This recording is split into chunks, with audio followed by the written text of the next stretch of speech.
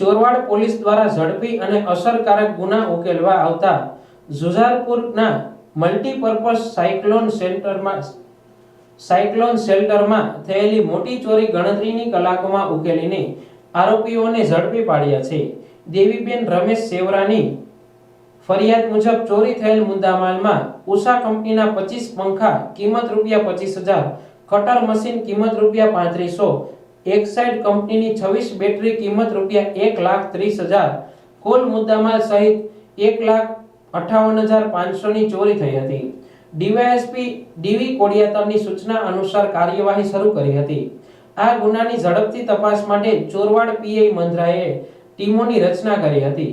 PSI DH વાડાના supervision હેઠળ અલગ અલગ દિશામાં ટીમ મોકલાઈ હતી. સીસીટીવી ફૂટેજ, માનવ સંસાધન અને ટેકનિકલ ઇન્ટેલિજન્સની મદદથી તપાસ કરતા શંકાસ્પદ વાહન ભંગારના ડેલાએ પહોંચ્યું હોવાનું અનુમાન થયું હતું. વેરાવળના એજે સ્ક્રેપ ખાતે પહોંચી સઘન પૂછપરછ કરવામાં આવતા આરોપીઓના નામ અને ભાડ મળી હતી. ટીમે ચોરીમાં ઉપયોગી વાહન સહિત મુદ્દામાલ પકડી લીધો હતો અને આરોપીઓ વિજય જયંતિ સોલંકી, નિલેશ ભોવાન સોલંકીની ધરપકડ કરી હતી. જ્યારે બાકી આરોપીઓમાં નિલેશ મનસુખભાઈ સોલંકી, કરણ મનસુખ સોલંકી, રોહિત કિશન સોલંકી, મયુર જયંતિ સોલંકી અને બોબીને પકડવાના બાકી છે.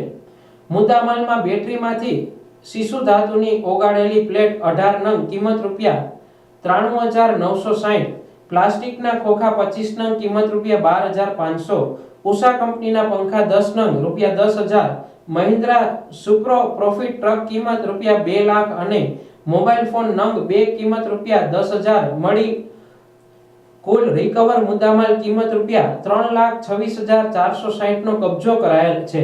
આ કામગીરીમાં પીઆઈ મંદ્રા, પીએસઆઈ વાડા, હેડ કોન્સ્ટેબલ સોલા, ડોડિયા, સિંધવ, સિસોદિયા, બીએન સિસોદિયા અને પોલીસ કોન્સ્ટેબલ ભાવસિંહ મોરી, સુખદેવસિંહ સિસોદિયા, વિપુલસિંહ પરમાર, ધર્મેશભાઈ સિંધવ સહિતનાઓ હતા. ચોરવાડ પોલીસની સમયસર અને તકેદારીપૂર્વકની કામગીરીના પરિણામો આ ચોરી ગણતરીની કલાકોમાં ઉકેલાઈ હતી.